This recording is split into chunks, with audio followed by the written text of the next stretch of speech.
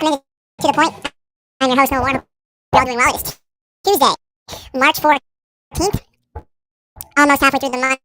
A few more days until the official start of March Madness, although technically it begins this evening with the two games of the first four in. You have two teams vying to be 16 seeds, two teams vying to be 11 seeds. So those two games are this evening. And I say that March Madness only starts in a couple of days. Which, technically, it does.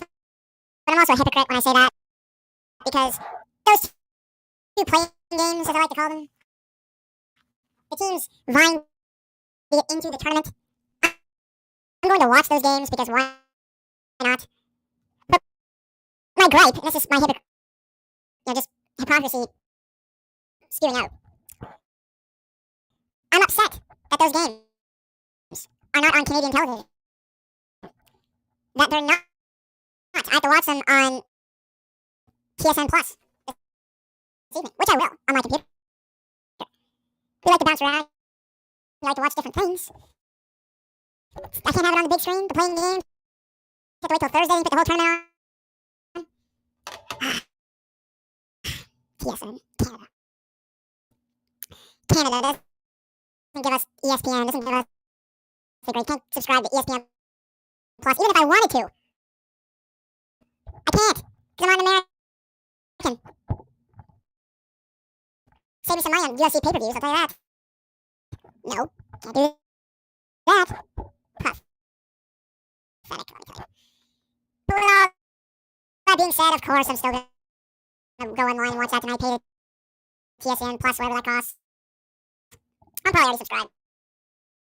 I'm subscribed to everything. But that's coming up. UFC this week.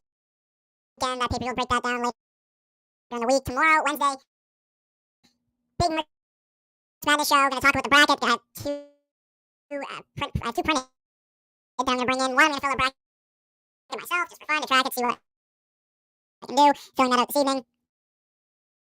And also, just to see who wins every game and to have everything up to date. So that will be discussed in length over the next couple of weeks. Plan to have Matt right back on the show next week. He's got his final tournament of the season in Montreal this weekend, so he's off for that. But next week, sometime next week, I want to have him on. Hopefully before Thursday when the round Sweet 16 begins. So hopefully that will come next week. Today's show. Shamus is making his return. We booked about 4 different days to be on last week. Some were his fault, some were my fault. Life got in the way. He's got a car in the shop. Lots happening for the both of us, but we are going to chat today. We'll get into a number of different things. Got a few questions I didn't just peek behind the curtain. I give Shamus a rundown of what we want to talk about. I give him an option to kind of chat about if he wants to bring up different stuff. I have a couple questions I have not told him to ask. So that's 2 different curveballs for him. So looking forward to throwing those at him today. So that will be fun. And also we're going to get into his Maple Leafs. Sheldon Keefe doubling down on Matt Murray. Why? 4 straight games. Allowing 4 goals. At least 4 goals. Woof. Is he the number 1 starter? Should I take a victory lap for Austin Matthews starting to play well again because I motivated him last week? It wouldn't hurt to try on media. They should probably thank me. Really. I'm the only one truly motivating him, not just patting him on the back. Second best player in the world. I talked about it last week, now he's starting to play well. I'm just trying to help you. That's what I do. Try to help people. That's my calling in life, really. I like to do this. Love doing this with all of you. But really, my calling is just helping people. Something I love to do. And I want to talk some NBA. With Shamus, because we are less than a month out from the NBA season ending. And the season ends on April 9th. The NHL season ends 4 days. I think the NHL season less than a month left. Today, I believe. Might finish on April 13th, April 15th. It's right around then. Maybe a little more than a month left in each respective seasons, I think. the NHL season finishes, I'll tell you guys right now, so we're 100% accurate. NHL season finishes on April 14th. I'm bang on. A month today. The NHL season's over. Ends on a Friday, so weird day. So playoffs likely start April 17th, a Monday, I imagine. Weird to bypass a weekend, but I wouldn't want to start on a Sunday. It's a bad day for NHL playoffs to start, but I don't make the schedule. Obviously, I make a lot of different decisions in these leagues do, but nevertheless. A month out from NHL ending, less than a month out from NBA ending, so we have a lot to tie up in the next month or so, and to truly figure out where each team is and where they're going. But before we get to NHL, NBA, NFL free agency is still in full swing. Lots happening still. Aaron Rodgers remains a Green Bay Packer for now. But the news that I can give you all today is as follows. He has informed, reportedly, the New York Jets of a wish list of players that he wants on the team if he ends up becoming a New York Jet. Now, he's not a Jet yet, and he already has a list of demands for this team. Reportedly, he wants Alan Lazard, who's still a good receiver on the Jets. He wants veteran tight end Mercedes Lewis, who's 38 years old. He wants Randall Cobb, who's well past his prime. So a bunch of different receivers that he likes that he had in Green Bay, that he has rapport with, and that he's buddies with. Now the Jets currently had to cut Braxton Berrios. They have Elijah Moore on their roster, who requested a trade last year, but it's still very good. They have Garrett Wilson.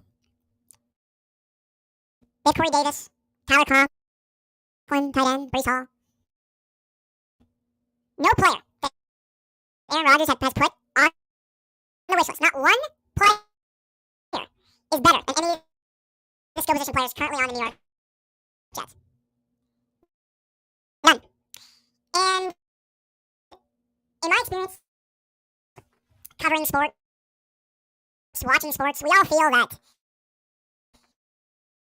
players should have a say on personnel. And that, player empowerment is more than ever in that. Players should be able to decide who they play with. And I'm of that point of view. For instance, Connor Bedard gets selected by the Arizona Coyotes in the entry draft. If he doesn't want to go there, I'm fine with him saying, you know what? Nah, because it's his career. That's his individual's choice. That's not him saying, you know what? I'll stay if you trade for Mason McTavish, and you trade for Dylan Gunther's already there. But you trade for a few of my buddies. You trade for guys I like the World Juniors. Trade for Slav Sposal, who I played with in Regina, and I'll stay. You're running a management core and you're listening to a player and he's saying just based off trading for a few individual players, I wouldn't do that. And that's basically my point here. When LeBron James was GM of his respective teams, they were a disaster. The teams were better. He was better in Miami because he had Pat Riley. And Pat Riley was not going to do what LeBron James wanted. LeBron James wanted Eric Spoelstra fired about 15 games into his first season in Miami. This was in 2011. It's 2023. Eric Spoelstra is still the coach of the Miami Heat. So multiple championship, multiple coach. He's going to the Pro Basketball Hall of Fame. Great coach. He fired David Blatt, and that worked out for the best. You could say yes. But did the Cavs really win the title because LeBron's GM moves, or did they win because Draymond Green got suspended? Chicken or the egg? Go with the egg on that one. Really wasn't his moves. Was it smart to trade for Anthony Davis? Sure. But was it the general manager moves that worked out? GM LeBron? Or was it the fact that they were playing in a bubble? No crowd, no nothing, and they were able to be mentally a little bit tougher than the rest. Kudos to that, but that has nothing to do with LeBron. Now you look at the Lakers roster, they had to move pieces around, make different things happen, and LeBron wanted Russell Westbrook. That worked out, right? And they are there. My big point of view is superstar players, they have egos, they want things, and teams should say no. Aaron Rodgers is 39. He had a down season in Green Bay. I still think he's a very good quarterback, but this guy is not worth just doing whatever for. Tom Brady went to Tampa. They didn't just do what Tom Brady wanted. They had a great team already. You know how? Jason Light, the GM, built one. He built a great team. He put a great roster together to lure Tom Brady in. That's exactly what the Jets have done. The Jets have Garrett Wilson. They have Breece Hall. They have pass rushers. Eric Sauce Gardner, the best pro football focus rated corner in the NFL last year. The Jets have built something they never had. A good team. If you follow the Jets, they've been a disaster for years, and now they have a team. Aaron Rodgers should have one move that he can make. That's what Brady had. He had Gronk. Guess what? Welcome to your team. You're signing Gronk. Sure. But Tom Brady didn't know Mike Evans. Tom Brady didn't know Cameron Brake. Didn't know Chris Godwin. He didn't know them from Adam. He had no rapport. But you know what he did? He went to off-season workouts. He went to OTAs. He went to these different camps. He flew in his receivers to work with him during the offseason so that they were prepared, so that they had rapport. And you know what happened to Tampa in Brady's first season? In Tampa, they won the Super Bowl. Aaron Rodgers had new receiver Christian Watson last year. Brought back Randall Cobb, but he had offseason surgery, so wasn't around. Had Alan Lazard, who he knew, but really wasn't set up yet as a true number one. He had DeGuara, a new tight end. Another, I'm forgetting, receiver in Green Bay. His name, I'll forget about after the show and they'll make me mad. I'm forgetting, but he had two receivers that he had not played with in the NFL. Two. The two most important, because who else is around? Jordy Nelson is retired. Donald Driver's long since gone.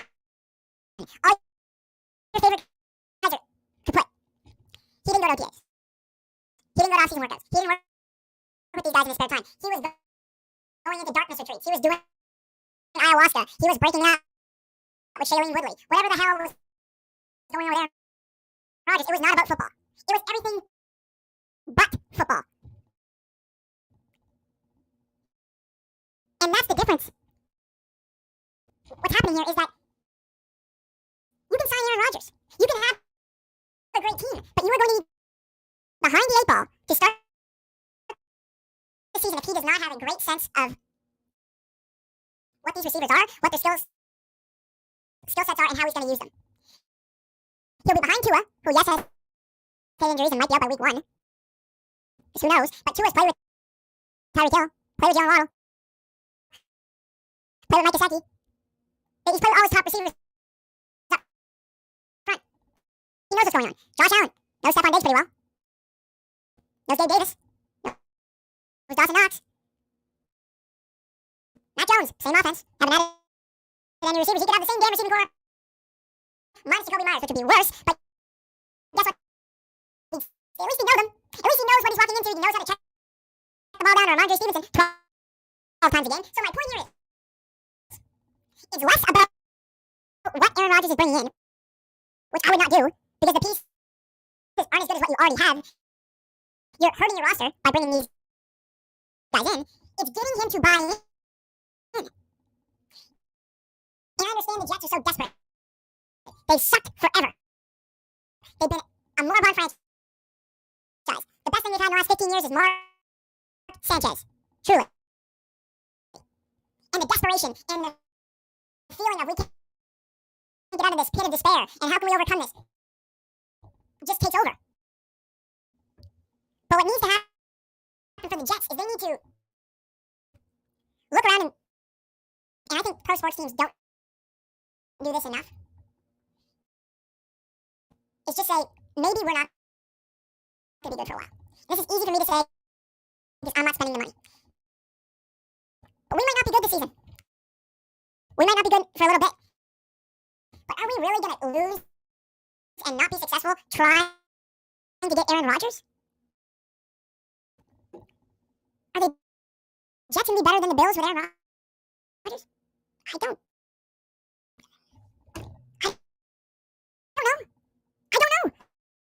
I have more faith in Josh Allen being better than Aaron Rodgers last year. Why? He's played better as of late. He's younger. He knows the offense more. Do I need to keep going? Dolphins. I don't trust Tua.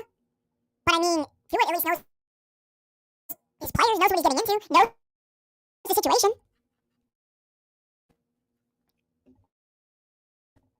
New England shouldn't be good. They've been mediocre forever. Who cares? Suck for a while. They're trying to be the Black. They're trying to be what I talked about last week. The Chicago Blackhawks and these teams that never trade their players when they just try to stay relevant, and you know you're never going to win. Every Patriots fan with a little bit of common sense knows this team is winning the Super Bowl anytime soon. So just commit to lose, and you've won forever. You'll win quicker if you suck now. The key point here.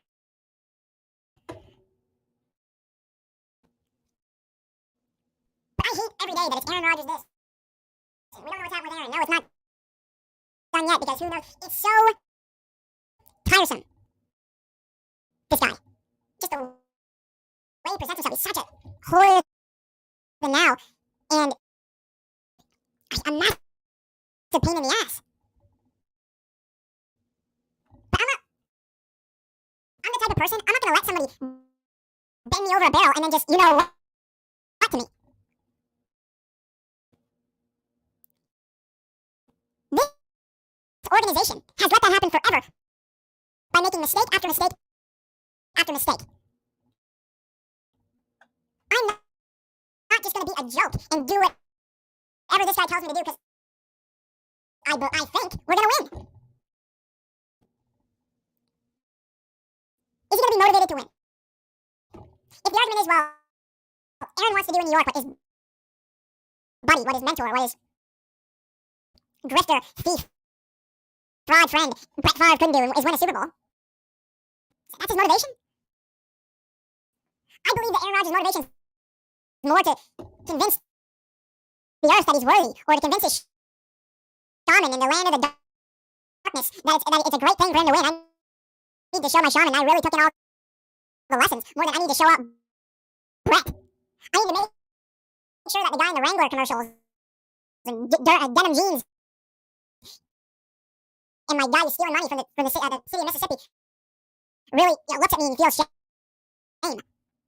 First off, man, it's impossible for Brett Favre to feel shame. He's a piece of shit. But good luck with that. Good luck with... I don't see his motivation. You knew Tom Brady's motivation. You want to tell Bill Belichick to go fuck himself. You want to give up on me? I'm going to go win a Super Bowl my first year. I don't care how hard I have to work in the offseason. I'm going to do it. And he did it. I don't know Aaron Rodgers' ambition. I don't know his goal. I think he wants to move to New York because, and let's be honest, he's moving to New York because the Packers don't want him. The Packers are saying, get out. We didn't make the playoffs last year, Holmes. We lost to the Lions on the last day of the season. And yes, the Lions are on the come up, but you lose to the Lions and you're Aaron Rodgers. That's embarrassing. We lost to the Lions. We lost to Jerry Goff. That's what we were as a franchise. That's where we're going. Let's see if Jordan can play because at least he makes no money. And you know what? If we do stink, we'd rather lose our way than lose with you bitching and complaining, going on McAfee, calling people out and just being... we're already sad enough. We live in Wisconsin where it's dark 23 hours a day out of the 24. If we're living in the land of darkness, let's do it and be miserable, but without you. We'll be 1% happier. being a little bit facetious about Wisconsin, but you really want to look up Wisconsin weather. It's not much worse than what I just described. It's dark all the time there. All the time. Bright lights, big city in New York. Yeah, MetLife's on the outskirts, but still. Aaron Rodgers living in Manhattan. Gotta be seen all the time. We got a good temple there. Get some good ayahuasca. Some good drugs for him. But for the Jets, I just think you look more and more pathetic. You look weak. You're adding Alan Lazard, then you might add Randall Cobb, and you're gonna look into Mercedes Lewis. And I feel like the holdup is when these three players are signed, Aaron Rodgers, the Aaron Rodgers trade will be approved. Is he still Green Bay Packer? He's not going to accept the trade there until he says yes. If he could just tell the Packers, you know what? I'll retire. So you're going to pay him the money anyway. So they literally, the Packers have not signed one person in free agency so far. The Jets have signed one, Alan Lazard. Both franchises are literally stuck. They're in quicksand, waiting until this guy says, you know what? Go do something.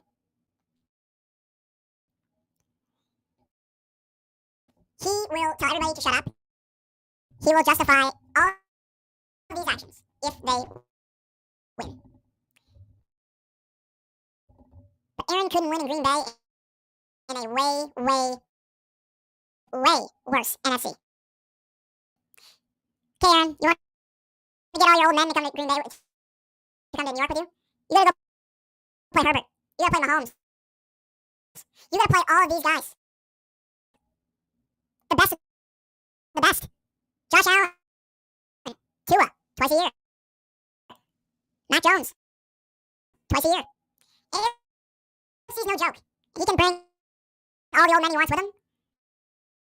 But if I'm the Jets, I pass. I don't want to ship all the ayahuasca out of New York. You might not want to come. Say that daylight savings is over. There's no more darkness, 24 days of light. That might draw them out, but they just look weaker and weaker. But the opposite of weak is the powerful, is the strong. And he's just here in the screen, but he cut out here. Shamus is going to join us, but he'll be back. The opposite of that is obviously the strong, which I was going to do my good segue into Shamus. He cut out of the screen. So, damn it. That would have been a good one. That was a good rant. But Aaron Rodgers. Right there. And if that breaks on the show,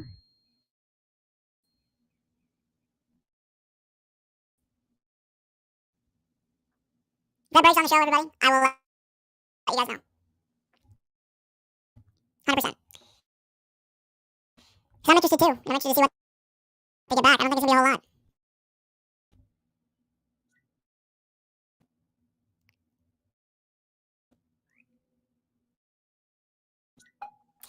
See if we got him now. It is the man who's got car back, who's got Can you hear back. me? It's Shamus. I gotcha. Can you hear me? Yeah, it's just you got the chipmunk voice going on here. Let me just see. It might be my settings. It might be your settings. I'm just gonna take a peek. It's pretty funny. I listened in for a little bit while you're talking about my boy Aaron Rodgers, aka not my boy. Yeah. I'm just gonna see it. I'm just gonna see if I can.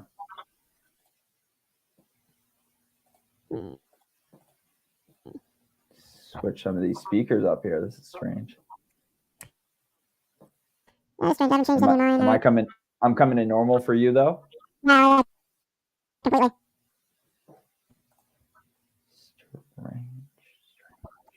Yeah, no, you sound normal to me.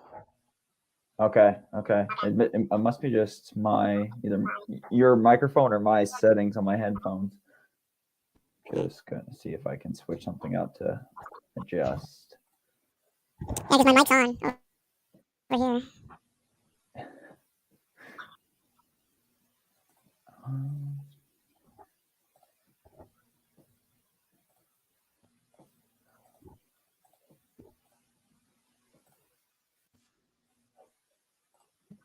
Can I hear how you sound now? Yep. Still just a little funny. How's that? Yeah, just still a little weird. I'm just gonna do. I'll have to do a complete shutdown. Just give me 2 minutes here, and I'll be right back on. No problem. So sorry, folks, my microphone is sounding like a chipmunk because I didn't plan on that this morning, but that is the case. You heard my Aaron Rodgers rant. I sounded like Alvin. Hopefully Fedor is always my favorite, I think, of the chipmunks. But yeah, Shamus will be back momentarily. My mic has not changed. I haven't done anything today to change it. I elevated it a little bit, so maybe something happened there, but nevertheless, we will see what happens here. Other news in NFL free agency. I guess the big moves, the Denver Broncos are very active. They have been spending money the last 48 hours. First off, they signed guard Mike McGlinchey, formerly with the San Francisco 49ers, to a 5-year, $87.5 million contract, $50 million guaranteed. He's a solid right guard. He was on San Francisco last number of years, drafted by San Francisco, out of Notre Dame. He's been a good NFL player. You listen to a lot of scouts. You listen to a guy like Chris Sims. He knows his football. He sort of talked about McGlinchey was one of the weaker points of that San Francisco offensive line. But he's a highly touted player. He goes to Denver. Denver, one of their weak points is their offensive line, and they made that very clear. Because Russell Wilson was signed the time last year. And it's something they need to address. So they signed Mike McGlinchey. They also signed Ben Powers, who was another really good guard for the Baltimore Ravens. So he comes over from Baltimore, 4 years, $52 million, $28.5 guaranteed. So they two new guards in McGlinchey and in Ben Powers. And then shortly thereafter, Denver, another free agent signing, they signed Zach Allen, who's a pass rusher for the Arizona Cardinals. 3 years, $47.75 million, $32.5 guaranteed.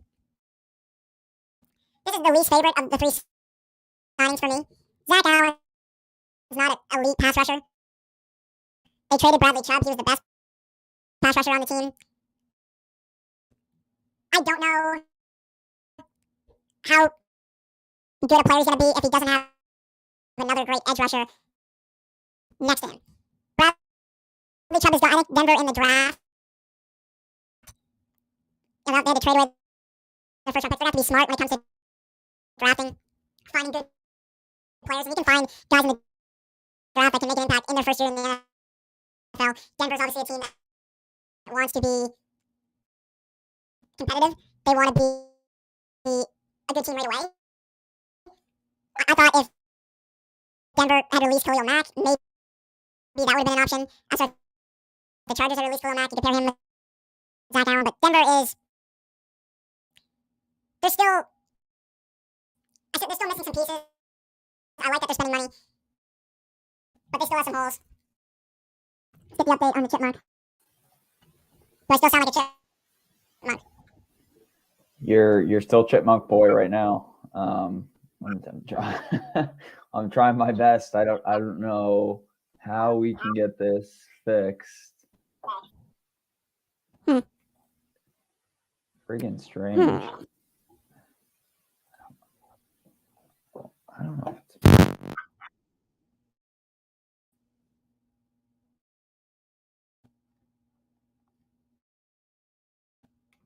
I don't know, folks. What's going on here?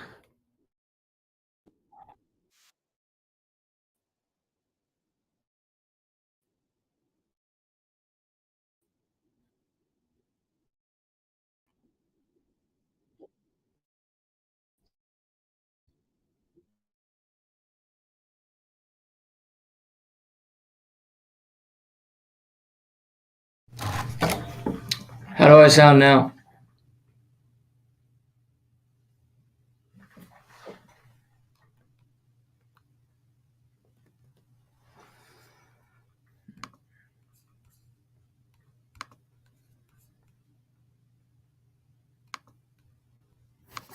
Okay, you're good now. My guy, that was a I struggle. don't sound like a chipmunk anymore. No, you were very hairy and chipmunk for quite a while. Am I sounding bad now?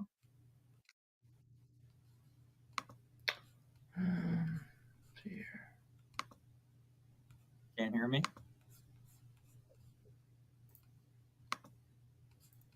Some technical difficulty, folks. If I go. How do I sound now? Sound good. Can you hear me? Yeah, I can hear you. I don't Okay, sound like a perfect. chipmunk. No, that was the strangest thing. It just came on and it was just Arnold and the Chipmunks for a good probably 5 minutes before we can get that started. I'm sure that was just my settings or whatever, but it took me a while just to get them adjusted. So we're back in business. It's good to see you. It's good to see you. Yeah, how's the car? The whip is good. Yeah, a little car hiatus for the last week. I apologize, folks, if you're missing me. There's probably not too many people that were, but if you were, sorry about that. A little door fixture turned into one day. You know how it goes to the shop. It's a couple days, it'll be back. I'm like, okay, no big deal. Back in time for Tuesday, Wednesday. We forgot a part. Oh, I gotta get this fixed. Next thing you know, it's a week and change. But I'm here. $900 later, I'm here.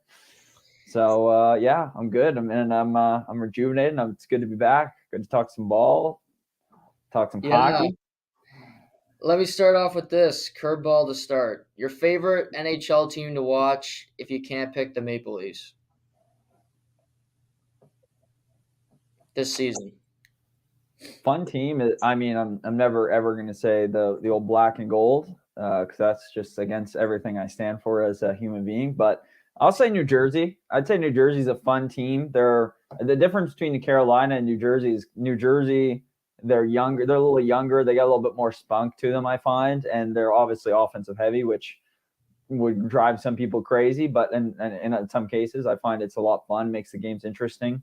Mm-hmm. Especially when they were on a roll at the beginning of the year. Dougie Hamilton was such a powerful, he's such a beast on the back end this season. Hughes, obviously, he's kind of come into a role. He's involved in that number one center type guy.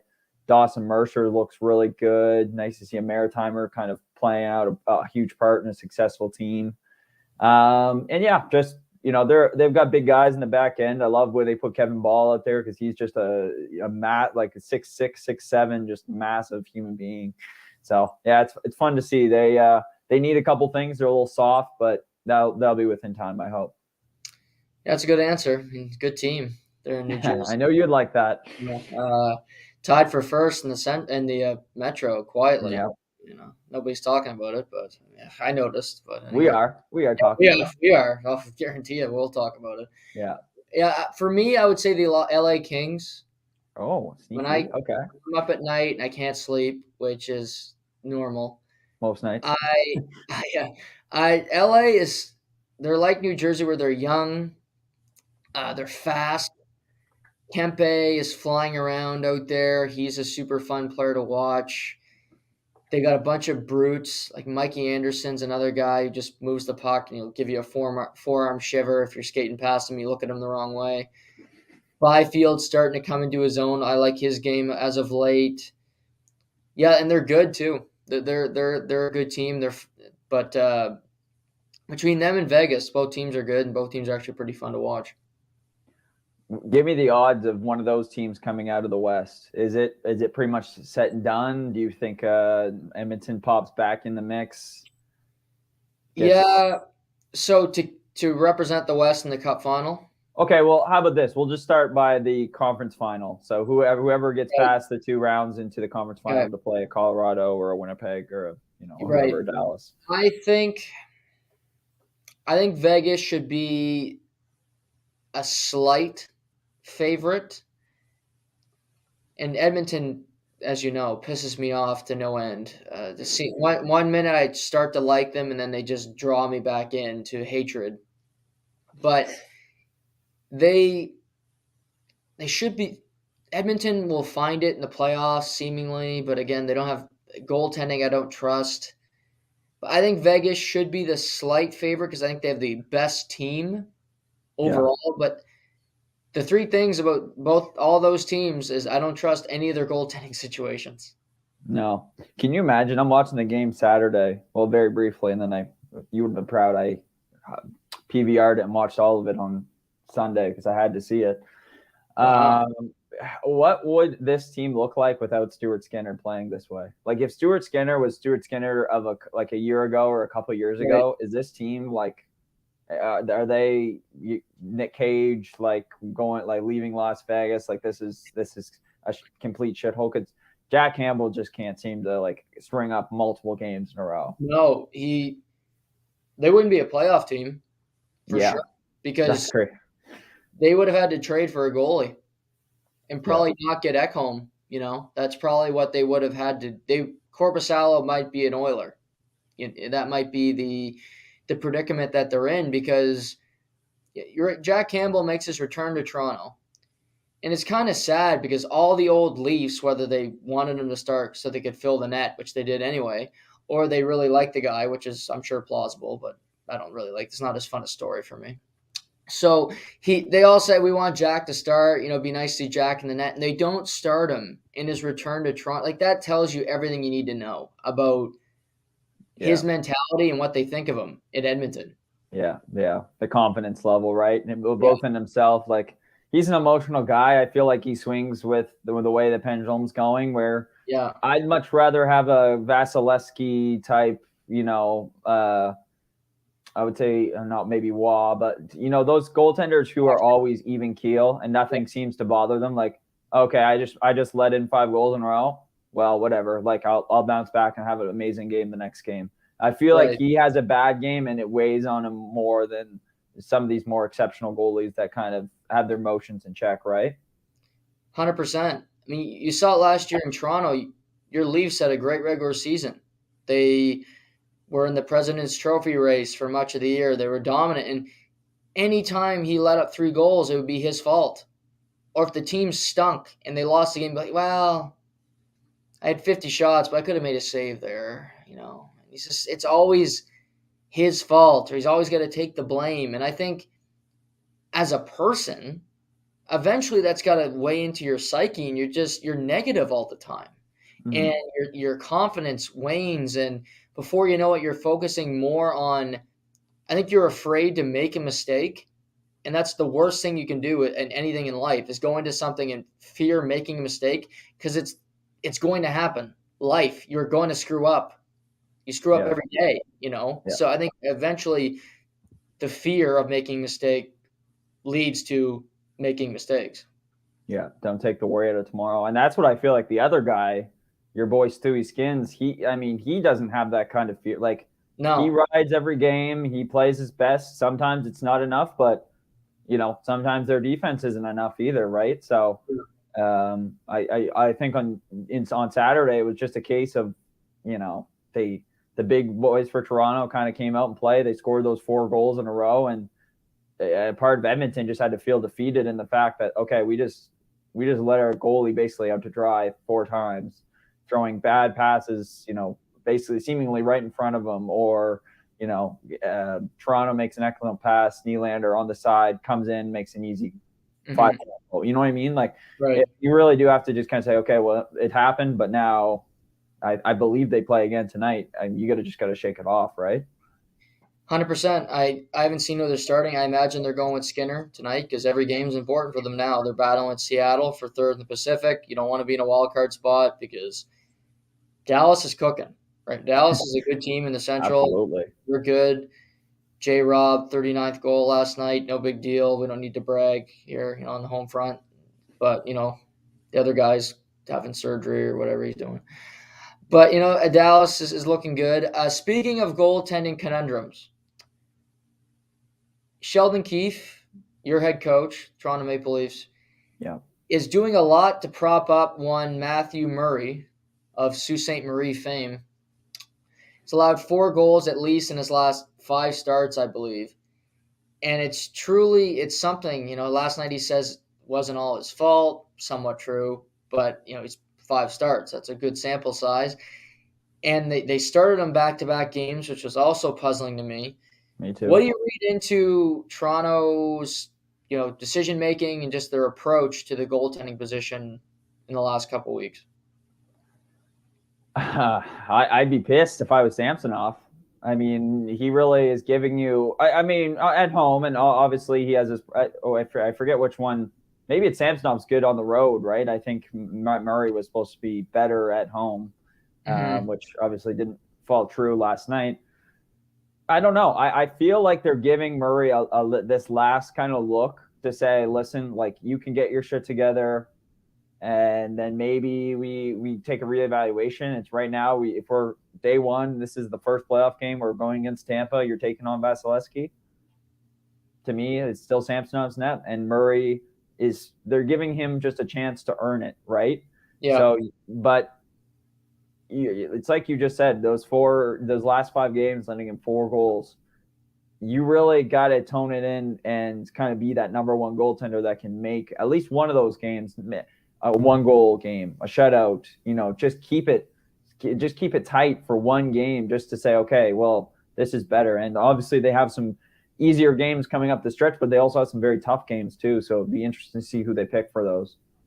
Yeah, they got a tricky week with Colorado in town Thursday, and then I think they're in Carolina, or Carolina's in Toronto on Friday. Yeah. So that's obviously a tricky game. 2 playoff teams, 2 teams that are playing well. Does it seem to you that they want Matt Murray to be the starter come game 1? Because that's what I'm starting to feel like. Yeah, I feel like it's an ego thing, and I hate it, because if you're playing well, you should have the net, or you should feel like you earned it. You don't have to feel like you're drawing off. Matt Murray's fine as a backup. I don't understand why there's this need for a 50-50 rate split, or Matt Murray to even take over. I think Samsonov's been fine as a starting goaltender. He's certainly proven so through this second half of the season, we'll call it, without Murray present. And now it's like, you're just you're just fucking up, because why are you throwing Murray in there and giving him this test of, oh, maybe, maybe he is going to be our number one guy in the playoffs, and maybe he is going to do something. Like, I don't know. It's kind of set in stone now to me. Like, Murray, if I was Stubis / Keefe, you got to let Murray ride the bench. You got to let him wear the cap, and you got to let Samsonov play most of these games, because he only has to heat up and get better going into playoffs. You don't want him to cool down right now. I agree. I think it's an ego thing. They clearly wanted him to be the savior. He's got another year in his deal, so I'm sure they have some thought that he'll be back next year, and you have him under contracts. You want him to be good. That's the thing, right? If Samsonov's good this year, say wins a round, knock on wood, I'm just saying. Yep. He's out of here. He's probably going to be he's looking at probably 3-4 million in wherever, CBJ, Florida, I don't know, somewhere that will take another Russian goaltender. Just, you know what I mean? Like, he's got to be gone. And then who's left? Matt Murray, because he's got that extra deal, like you just said. So I think that's part of it too, is like, okay, as much as we want to rely on one guy and lean one way, well, what if that we'll call it, what if that leg leaves us and we're left with, falling on the ground / left with Matt Murray's mess? Austin Matthews starting to play better. Yes. I kind of called him out last week, and I'm going to take majority of the credit for him playing better, because why not? I mean, somebody's got to get my clicks. You got my clicks. But no, he's starting to play like we know that he can, and with Marner and Nylander, who've been pretty great all year long. Despite the loss last night, have you liked the rest of the team's play in general? Yeah, I think so. I think, it's a hard hit when you lose Factor, and, they just came out today, say he should be fine come the playoffs, but I'm not as worried about them. Obviously, I think they'll make the playoffs. It's kind of like, where are we going to stand with home court advantage, whether Tampa turns out the Jets or we maybe loosen up a little. But yeah, I think overall play has been good. I hate to see that type of game on Saturday where it's like it turns into a shootout. I much prefer the games we've seen previous this season, where it's a tighter, more structured defensive game, and we have the skill power to kind of outweigh some of those teams. And I mean, last night, obviously they lose. I just think I don't know, flat out, I think they just at times got overplayed by a much spunky and a team that really wanted it more. Like I just felt like through I would say second half of the game that Buffalo really was keen on throwing checks, back checking, doing the right things to kind of help themselves out. And Craig Anderson making some spectacular saves too. I won't take that away from him, like he always does in Toronto. Yeah, he's like 18-3-1 in his last 21 starts in Toronto, which is absurd. He's over Carey Price when it comes to save percentage in Toronto. That's incredible. And he's still playing well. He's 41 years old. He could play next year. Yeah, absolutely.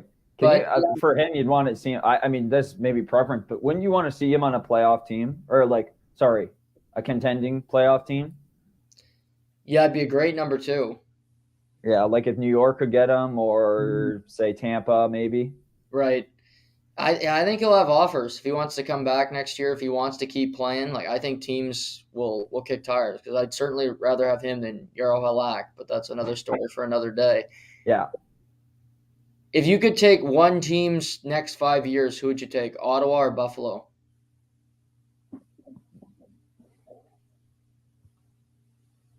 I'm taking Buffalo, I think. Yeah, me too. Yeah, I just really, really like Jack Quinn goals. Like he's going to be a 20 goal scorer. Probably if it's not this year, it's going to be next year. And I can see that right at the gate. And he's just a small sample size of some great drafting over the last couple of years / getting guys like Peyton Krebs. You see Tuck. Tuck is such a he's such a good. You just talked like they talked about it on the commentary last night. He's such a leader on that team, right? Yeah. Like he comes back and automatically the team is playing with some more spunk. He's out there looking for heads, getting chirpy, hooking guys. Jeff Skinner, who I didn't realize he was playing like a rat last night. Like he was straight up on TJ Brody's ass all night long, and I think he got assisted for the Tuck goal, which was just spectacular. So the real difference, though, to me, is just how much more consistent. Well, I shouldn't say consistent, but like how well their power play looks and the things that they need to change, which is defensive structure and goaltending, I think are actually more minor changes than, say, Ottawa, where Ottawa has had, it seems like, forever to change those problems, and they just have not gotten to it. Yeah, I agree. And if you compare it like Cousins to Drake Batherson, I think both are both are good players, obviously. But Batherson, I think, is what he is. I think Cousins has more growth, in him. I think Cousins will be a better player than Drake Batherson once he might be better now, honestly. He looked good last night. He was really good. Samuelson is good on the back end quietly. Our guy, Owen Power, my God, I'm in love with the kid. He's already so good. Darlene is mean. Him and Matthews don't like each other. I like when they play against each other. It's fun. Yeah. Wouldn't it be a fun playoff series? That would be those two teams, like Toronto and Buffalo, like even that first round, like I think there's just a lot of hatred there. We saw it, like you said, with Skinner and TJ Brody. But yeah, like to see those, that's what I kept thinking about last night is that, God, if this ever turned into, a gun race between these two teams, it would be fun because there's a lot of upfront talent and obviously a lot of not liking each other because of the whole franchise, we'll say, the franchise size difference in, the two cities. And Buffalo's 5-0, but they have 2 games in hand on the Islanders. I don't think they're done yet. Because I looked at their schedule. They got Philly twice in the next 6 games. They got another opponent that's outside the playoffs. And, the Islanders have already played like 67 games or something. They're in Los Angeles tonight. Yeah. They're in Anaheim tomorrow, back-to-back. So I don't think it's completely out of the question for Buffalo, but looking at Boston, Tampa getting older, I think they're a playoff team next year for sure. That's a futures bet I'm going to lay this summer because I like their team too much not to. Yeah, absolutely. Yeah, Owen Power, my God, last night. It's like he's just so good with his skating / puck handling at this young. Like it's hard to believe that in 5 years he's going to be like just dominant. You know what I mean? And he's got some things to work on. His passing is maybe not up to speed just yet, but he's got so much time in his development, in in his driver's seat that he is just going to get better and better, hopefully every year. And just fun to watch. I mean, it's scary to think that he's in our division. Same with Mort Sider, but it's good. Happy with Morgan Riley lately? Still concerned? I still have some concern. He looked okay last night. It was not entirely his fault that we got chummed out there. He made some good plays, but at the same time, I mean, you're always wishing. For me now, I'm always just wishing a little bit more of him. Oh, I wish he did that check, or I wish he was here. I don't know who was on the ice for the Tuck goal, but like I felt like two bodies were standing right there, and neither one of them really took Tuck when this is his second goal, not his first goal. Yeah. And like I'm like, oh God, and it's either 37 or 44 most times. Two big injuries today that were announced. Yes. Biggest one, Andrei Svechnikov, Carolina Hurricanes, torn ACL, done for the season, and it's his bobblehead night to make it even worse in Carolina. They lost Pacioretty to a torn Achilles. They lose Svechnikov. They don't do much at the trade deadline. Shay, this feels like a death nail to the Hurricanes and a brutal injury to a very good player. Yeah, I know, absolutely. This guy, not only he's a playoff player too.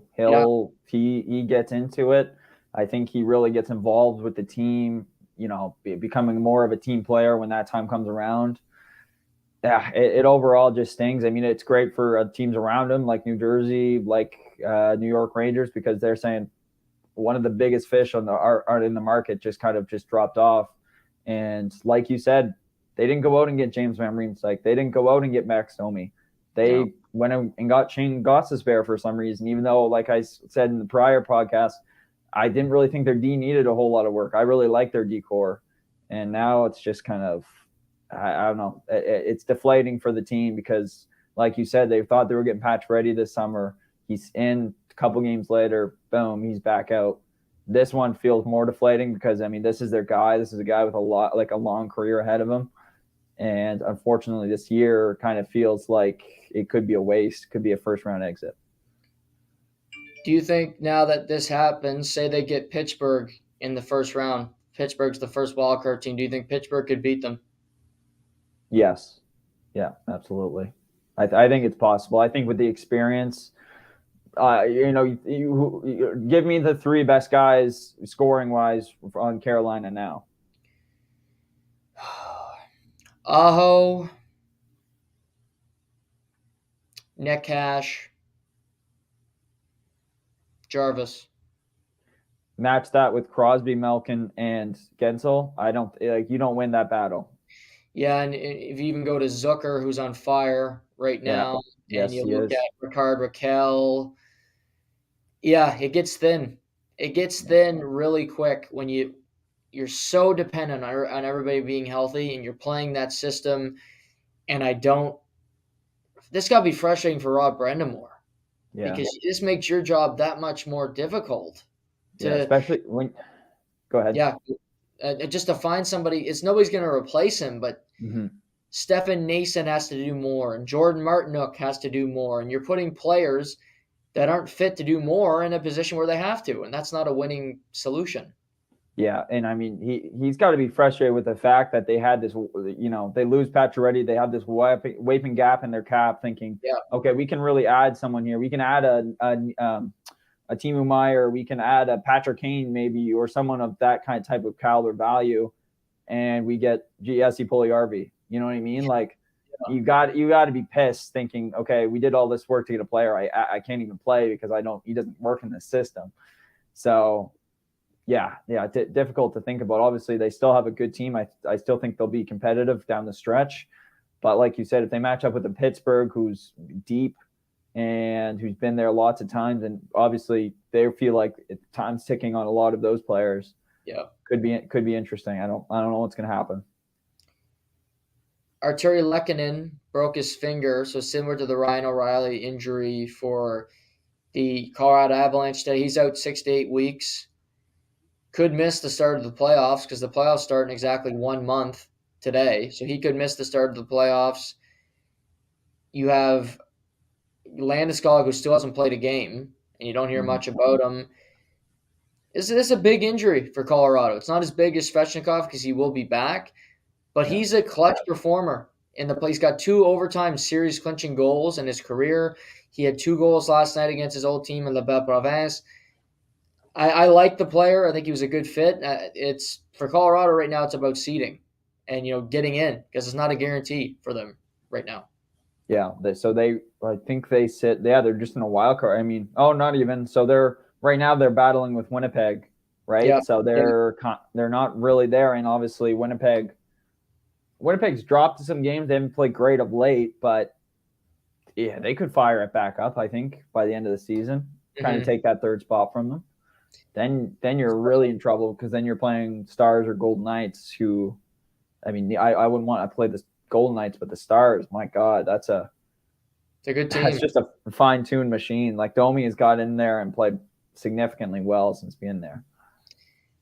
Yeah, the Stars are good, and Colorado is wounded, and they lose more and more players. And 2 teams that definitely were cup favorites that were hurt by injuries today.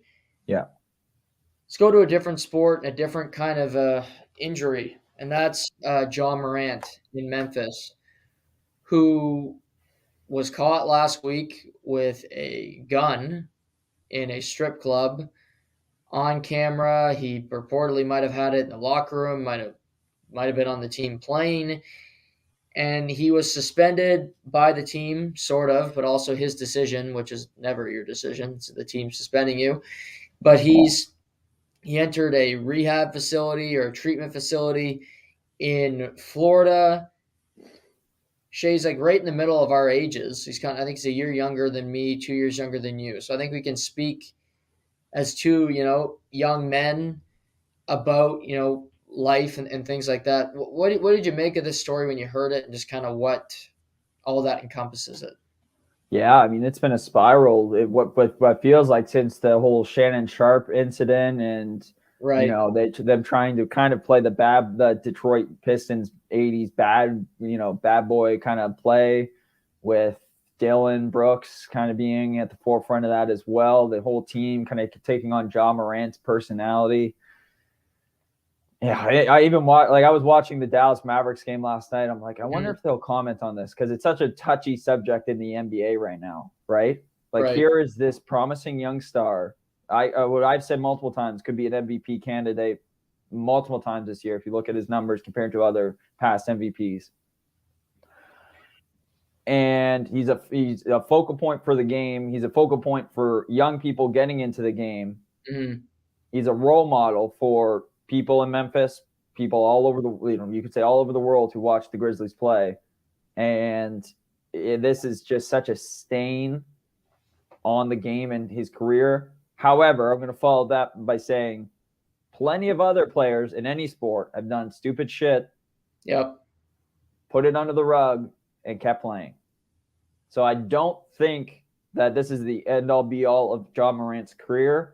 But when you have 3 gun incidents in a month, which would be the Indiana Pacers one with the red dot on the bus, the one where you beat up the 17-year-old, came out with a gun, tried to play Scarface, and then the one with the, like you just said, the strip club.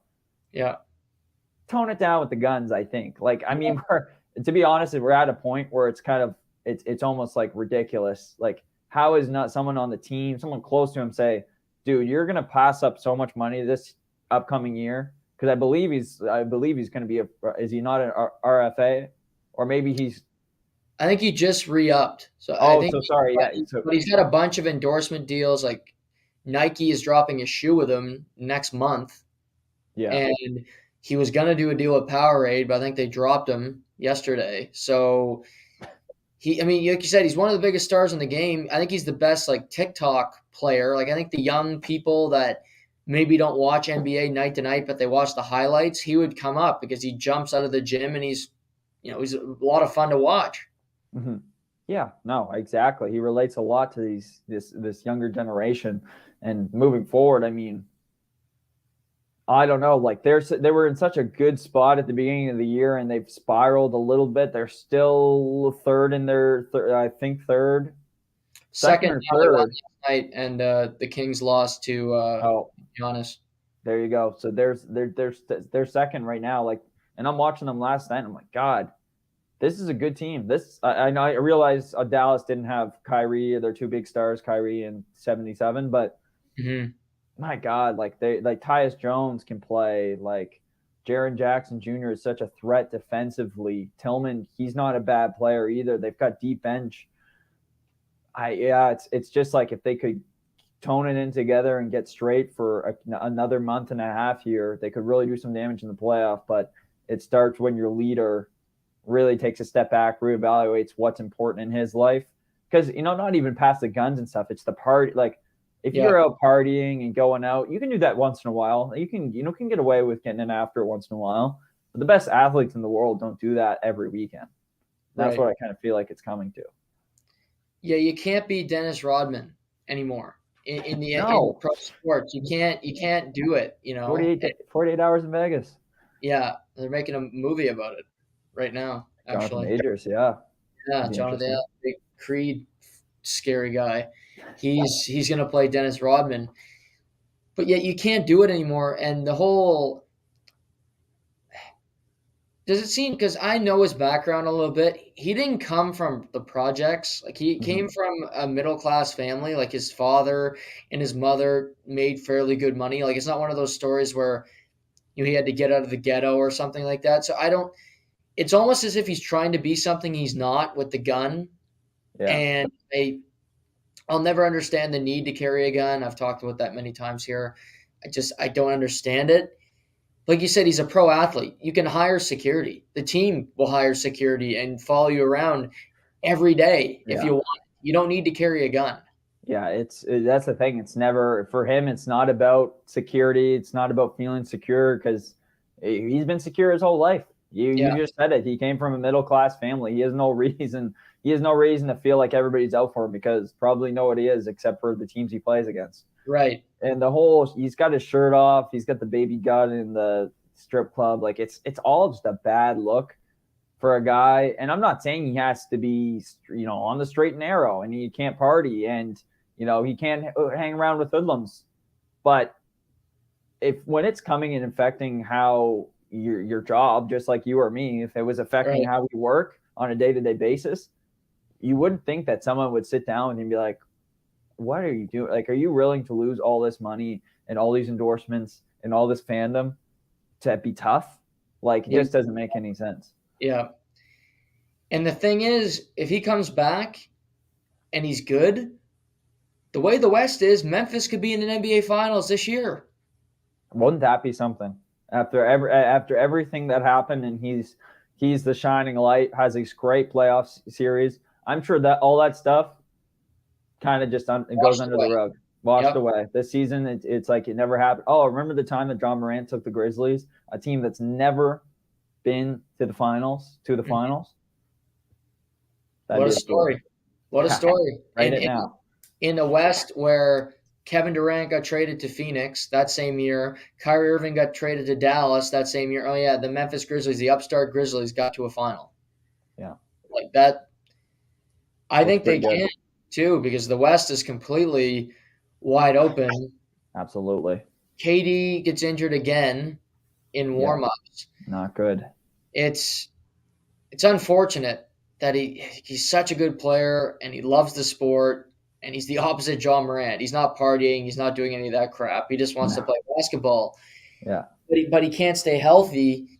Phoenix gets trounced by Golden State last night. Steph's telling CP3 to take a hike late in the game. Where is Phoenix? Like, if he doesn't play any games before the playoffs, to me that's a big deal because he hasn't played with the team. Do you feel the same way? Yeah, I definitely feel, and I looked up the reports. It seems like they're going to let him progress and kind of come back at a natural pace and not hurry him in to get these games in and get this chemistry. Right. They say things like, "Oh, he played with Booker and Team USA so many years ago, and he's got chemistry with Chris Paul because of this and this." But you really, you do make a great point. If you haven't played together on a day-to-day basis for say a month, I have a hard time seeing you get plopped into that team and just win a championship. Doesn't seem viable to me. I don't know if it's ever been done. I'd love to get fact checked by somebody, but it just doesn't seem like you could do that. And I have no doubt the Suns will make the playoffs. I think they're competent enough to will. And like you said, it's kind of an open playing field right now for anybody. But at the same time, like, what if you get put up against a monster like the Denver Nuggets or, say the Grizzlies, and you just have no connection with your teammates? It's going to be kind of hard to bullshit, because that's what they're going to have to do, right? If Kevin Durant comes and plays, say, day one of the playoffs, they're going to have to bullshit a little bit to get to a second round, third round. And he's going to play 40 minutes a night. He has to. He has to. Like, they have no bench. Yeah. So it's, to me, they're kind of taking if you look at 2019, what did Golden State do wrong? They brought him back a little early. He got hurt. There was nothing they could do. You were in the finals. But I feel like Suns are kind of learning from that. Okay, if we bring him back too early, he might hurt something else, and he could be done for the playoffs for all we know. Yeah, agreed there. More likely to make an NBA Finals this year. And I'm serious with this question. Okay. Lakers or the Mavericks?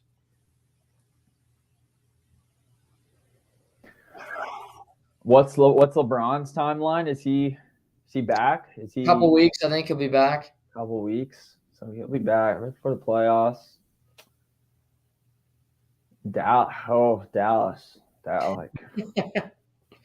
They've got guys playing last night. I didn't know half the roster. I was like, is this Dallas, or is this Dallas's WNBA team? I don't know.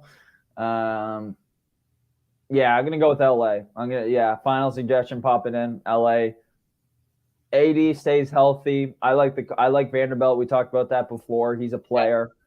They got a little bit of a bench. They got a little spark to them. They have from what I can see, they have very good, I guess, like connections / collision together. They seem to be rallying around this team. D'Lo seems to be on board with it. So is Schroeder. So I feel like with their connection, I think they could do it. Where you get a guy like Kyrie in the room, things are maybe not as connected and not as well liked.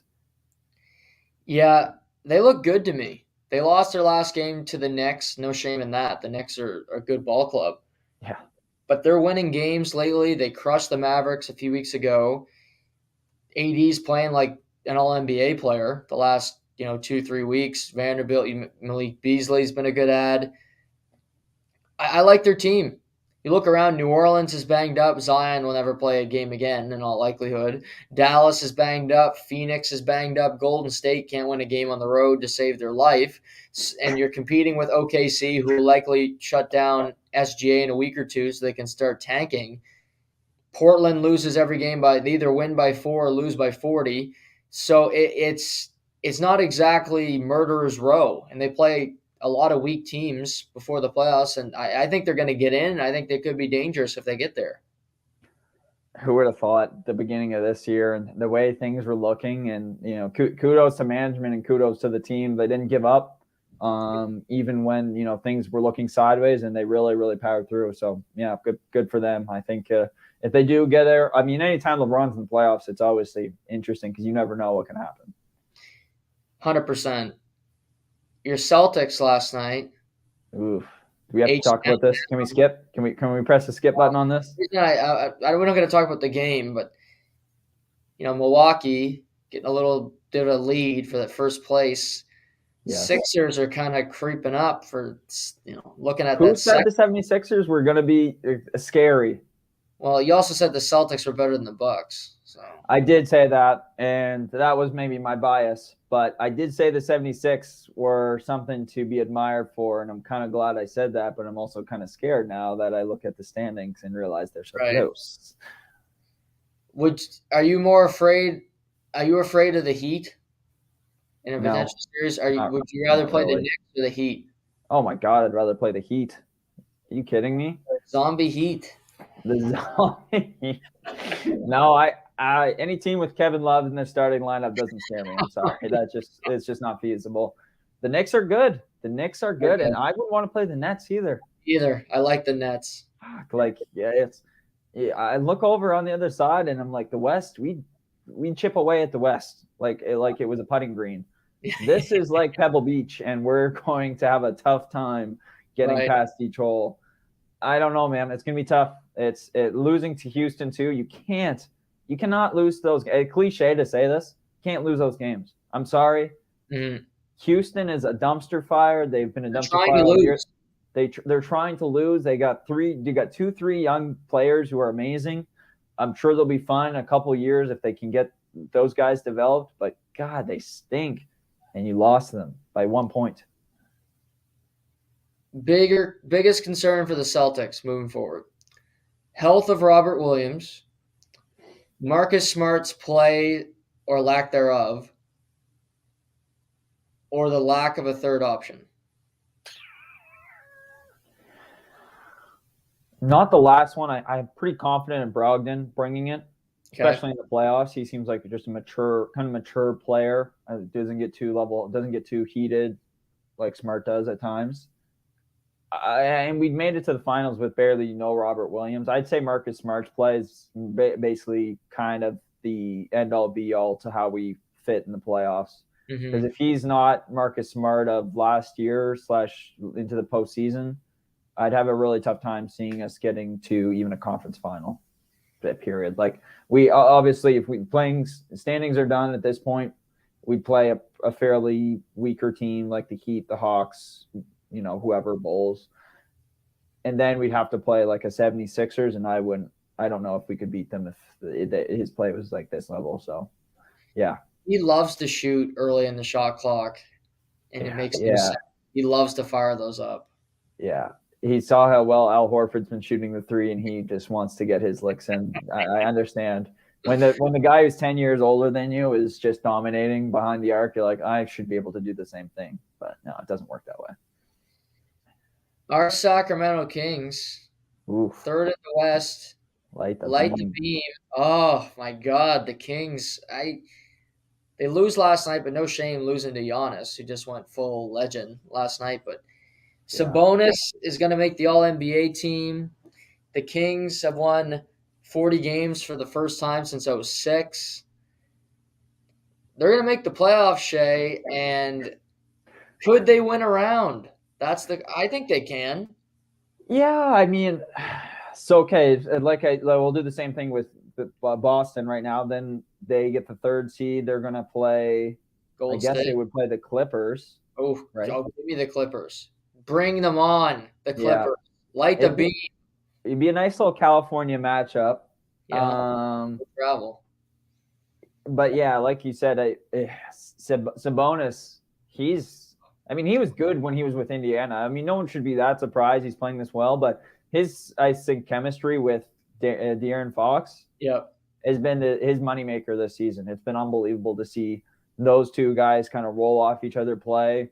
We can both confidently say they haven't been talked about enough because they're Sacramento and they've just been on everybody's back burner for the last decade / 2 decades maybe. But yeah, no, I mean, it's absolutely wonderful. They're deep. Malik Monk's been great. Herter's been great. What an addition in the offseason has made them deeper. Coach of the year. I think he should get it. There's a lot of teams would probably, who might have a fitting battle, but I think with what he's done with the team he's got, good, give it to him. Already hand it to him.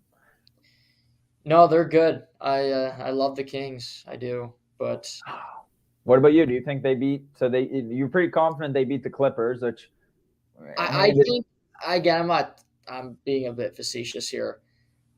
But if the Clippers put Russell Westbrook in that starting lineup against the Kings, I'll tell you, I'm getting more and more. What's up with that? What is up with Russell Westbrook being a starter again? The Clippers can just roll tape on what LA did in the last couple of years, and they'd realize that he cannot be a starter and they can be successful. I don't understand. I don't get it either. Terrence Mann was balling. Okay, let's play him 8 minutes a night. Okay. I don't. Ty Lue, bro. Come on. I don't know if it's Ty Lue or if someone, Ballmer or somebody saying, Westbrook, yeah, he's a big name. He'll sell seats. Let's Right. get him in the starting. Let's get him minutes. The guy stinks. He stinks. He'd be fine as a bench player. He'd be fine as your sixth man, but just don't start him.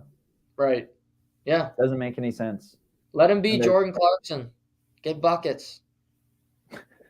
Go to the hoop. You know. yeah, Don't take any just go to the hoop. I don't even want to see him shoot. He's so No, never shoot. Never. yeah, No. yeah. Please don't shoot. Yeah, it's it's kind of we talk about Bedard kind of being the staple, this new franchise player, but your boy Wamambe, I'm going to say that right? Wambayama. Wambayama. Big Vic. He's going to go to a historic franchise or a franchise that's been pretty irrelevant, I'd say, for the last little while. It's like Detroit, Spurs, or the Rockets.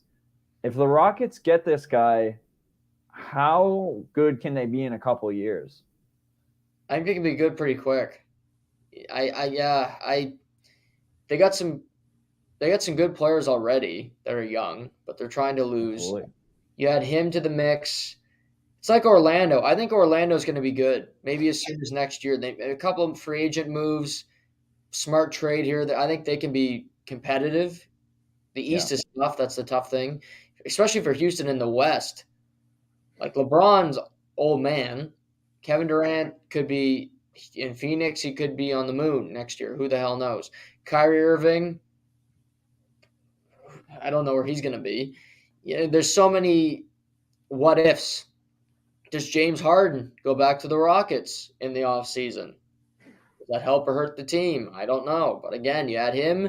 You had some good play. I think Big Vic. I think Houston's the best landing spot because the Spurs stink. I know the Spurs would be a good story because Pop is still coaching for whatever reason. But he'd have nobody to play with in San Antonio. They have nothing, that's really that exciting. Yeah. No, the least competitive team Pop's ever coached in his career. I'm sure he'd say that, even though maybe he wouldn't come out right and say it, but yeah they're awful. And yeah, to your point, I mean, they don't have anything, but like, do you also feel like a team like that kind of needs a guy, kind of the new franchise player, kind of him? Like, I feel like Detroit's gotten these top 5 picks every second year. They seem to get a top 5 pick, but they don't make it anywhere, so they don't do anything with them. Right. Yeah, I don't want them to get it. They had Cade, and they've, like you said, they've gone through top guys, and it's always the same in Detroit. Yeah. They're always just blah. They never get anywhere with it. San Antonio, I think their first overall pick was Duncan, and obviously they lucked into that one because he was a franchise changer.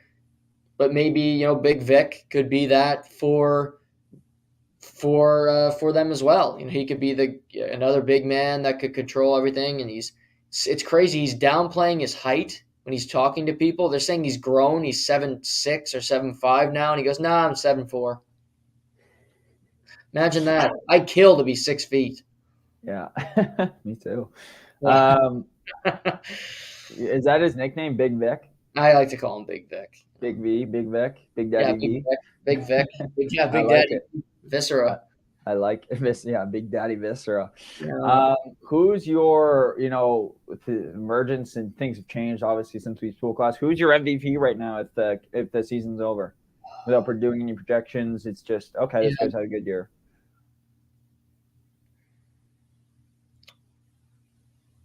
Probably say Embiid. Dude, he's unbelievable. I'd probably say Embiid, but it would hurt.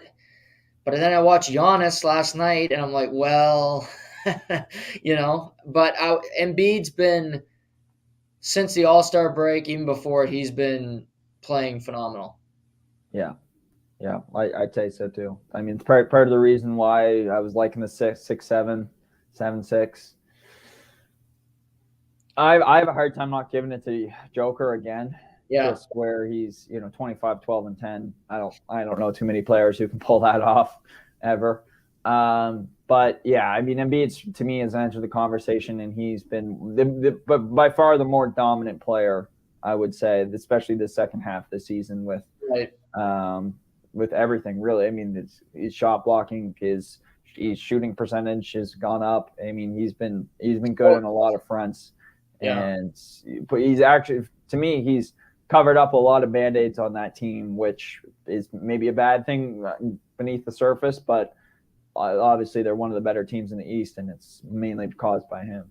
Yep. Funny, so out of we'll say the point shoot for like averaging points for the year, you maybe have your top 5. So it's like him, Luka, Giannis, SGA, and maybe a few others. Other than him, do you know who has the averages the most blocks per game? Just out of guess. He leads it, obviously. He's like 2. He's got 2 a game. Yeah. Sabonis? No.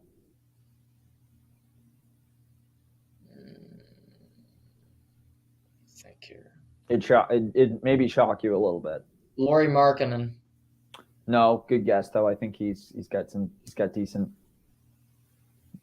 Is he light or light skin? He is not light skin, no. Damn it. Kevon Looney. No, no, I don't think so. I don't know. No, I don't think so. Yeah, I don't know. I'm just talking about like guys you would consider all-stars / elite players. Okay. Elite players, yeah, not like your run-of-the-mill players. Okay. I get it now. I get the assignment now. I'm gonna go Tatum. Good guess. No, I think he's under. It's actually SGA. He averages like 1.2 blocks a game. Yeah, I never would have guessed him. No, me neither. You don't think of guards and being elite shot blockers, but he gives it. And like you said, they're gonna have to shut him down if they want to have decent pick in the playoffs. Because whenever he's out there, he completely takes over. Yeah, he wills them to win. For hockey, same question. Obviously, MVP's McDavid. Second place vote. Who would you give it to? No. The second place vote. Oh, I've never even thought about that before. Who's my runner-up? How bad would it piss you off if I said Erik Karlsson? It wouldn't. It's your vote. No, I wouldn't pick Erik Karlsson. He stinks. Why don't we go? I'd love to say Robertson, but I don't even think he's in that radar anymore. But his team is playing so well, it's tough, right? God, I got to give it to Pasta. Yeah, that's who I think I'll go with too. He's gonna have 50 goals this year. He's a points. lightning rod. He plays well defensively. Team's going to be the best, one of the best teams ever, if not the best. Yeah. He'll go down the history books as probably the best offensive player on the best team that maybe it's ever structured. So hard to argue with that one. Kills me a little bit, but it's true, unfortunately. Yeah, I think if there's 3, like the final 3 currently, I think they would go McDavid, Pasternak, and the third one's a wild card because it's not going to be Matthews. No. I wouldn't rule out Marner getting it. Yeah, I don't know. He's been good. I could see it. He's been good. Oh no, I'm not doubting he's been great. Obviously, it's just I don't know. I feel like there's someone we're missing. I wouldn't even say that's a Leaf bias. I think he's been very good. You mentioned Robertson. I think he'd be in the mix. Does Nikita get any love in that conversation? Too. Draisaitl. Yeah, it's hard to not to pick. I don't know if they'll put 2 players from the same team though. Yeah, have they ever done that before? I feel like they did the year Draisaitl won his MVP. I think McDavid was nominated. Oh, okay, that makes sense. Tage.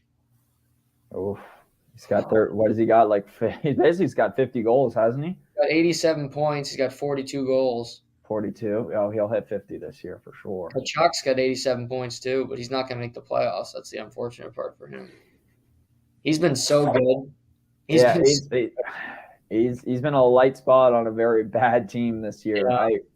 I hope they've got to make some moves and get some different things going this offseason, like package something with Bobrovsky and get a defenseman. I don't know. You know what's a staggering thing, Shay, is Nathan McKinnon's played 54 games. He's got 81 points. He's having a hell of a year. Like, he's 11th in scoring. Like, that's a hell of a year. He'd easily be in that conversation if he played those extra 13, 15 games, right? Like, he's got 81 and 54, and Marner's got 85 and 66. Yeah. It's 12 more games and not that many points. No, that's crazy. Wow. I didn't know he was doing that well because I didn't look at it in a minute, but wow, that's something else. It's no knock on him, but like, he does play these Montreal games, and I feel like he does rack up his cookies, and he you know what I mean, like gets his power play time. And there's no shame in that. Same with Arizona. I feel like he always plays well against those teams, but at the same time, he has the level to back it up against some of the better teams too, especially in his own division. Yeah, absolutely. What do you got in the go the rest of the week? Any plans coming up for you? Anything on the go? Nothing major. A little St. Patrick's Day, which kind of inspires the fit today. Had to have that on.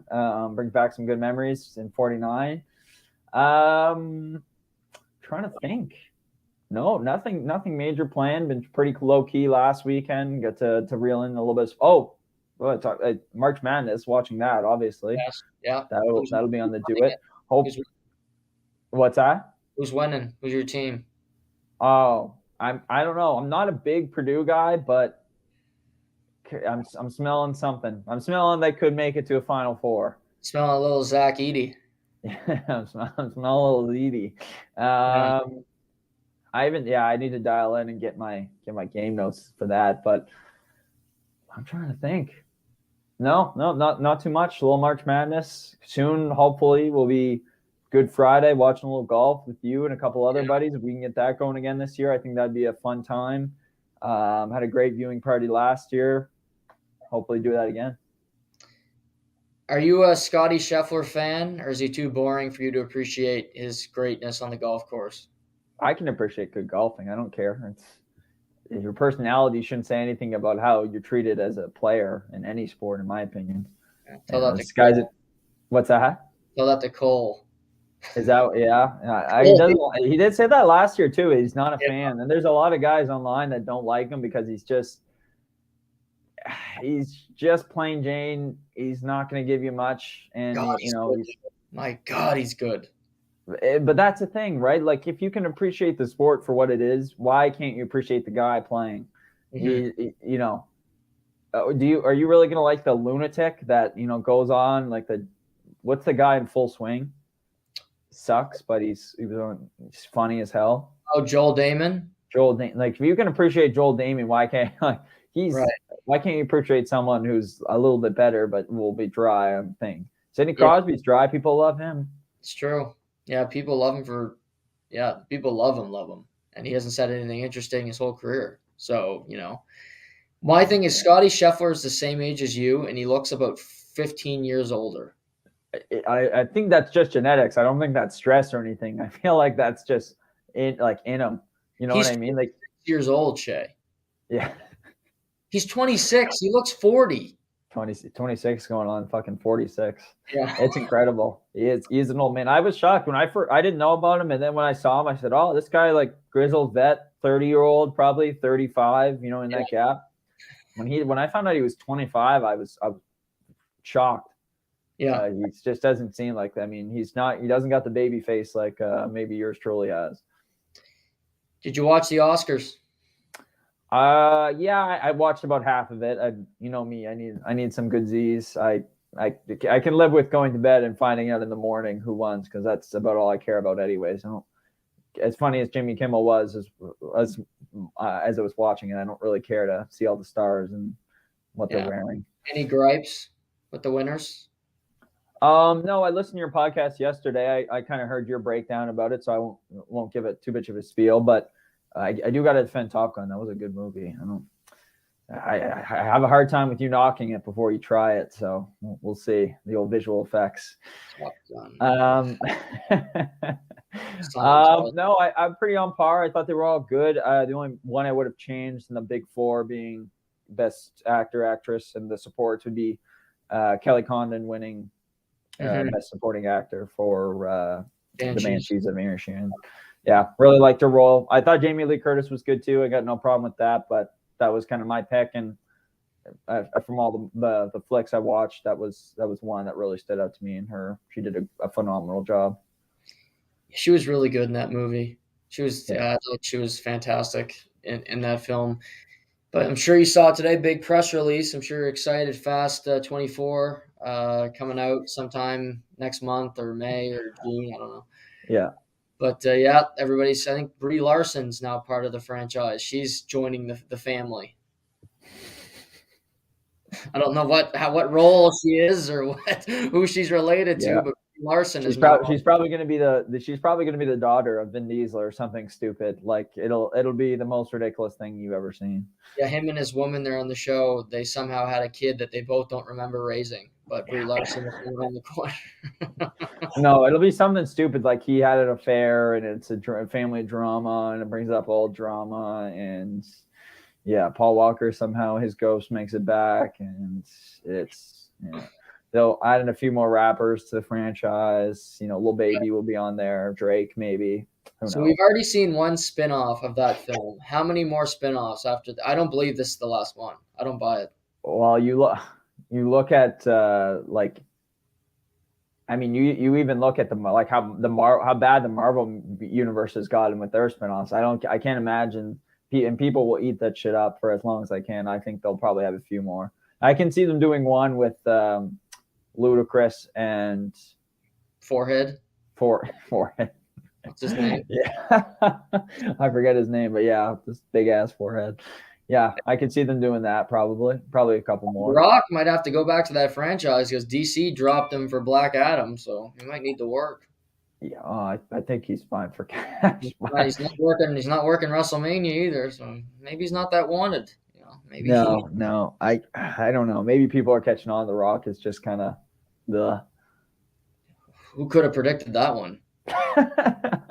Oh my God! Well, good to see you. Having you back on. It was great seeing you. Have a good rest of the week. Glad the car is back in the garage, and we'll talk to you next week. Happy St. Patrick's Day.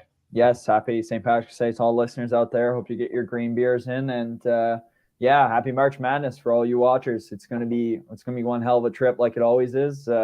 Hopefully, you'll be able to watch when I'm up on the 25th. Mm-hmm. And until then, have a good one. Cheers.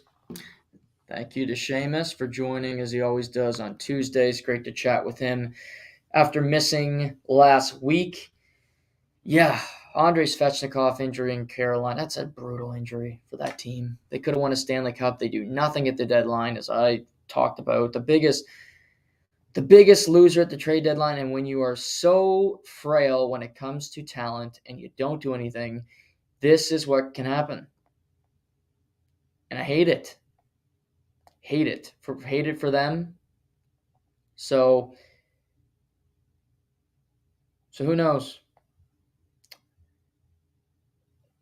News in the NFL that it's official. The Jets have signed wide receiver Alan Lazard, 4 years, $44 million. So he's now a Jet. So the first domino of the Aaron Rodgers dominoes to fall, $22 million guaranteed. Who knows? I don't know what. Again, this seems really, really weak. What they're doing, but they're gonna do it because they're the New York Jets and hope for the best. Which, who knows? Other news today: my guy, the Green Lizard, Taylor Heineke, is now a Atlanta Falcon. 2 years, $20 million. He joins Atlanta alongside another one of my favorites, safety Jessie Bates.